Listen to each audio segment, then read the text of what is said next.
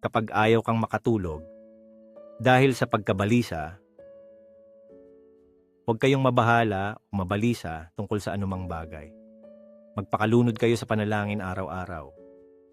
Naialay ang inyong mga kahilingan sa Diyos na puno ng pananampalataya ng may umaapaw na pasasalamat. Ipaalam ninyo sa Kanya ang lahat ng detalye ng inyong buhay upang ang kahangahangang kapayapaan ng Diyos na higit sa kayang unawain ng tao ay mag-iingat sa inyong puso at pag-iisip sa pamamagitan ni Hesukristo. Ituon ninyo ang inyong mga pag-iisip sa lahat ng bagay na tunay at totoo, marangal at kahanga-hanga, maganda at may paggalang, dalisay at banal, mahabagin at mabait. At ituon ninyo ang inyong mga isip sa bawat maluwalhating gawa ng Diyos na lagi ninyong pinupuri.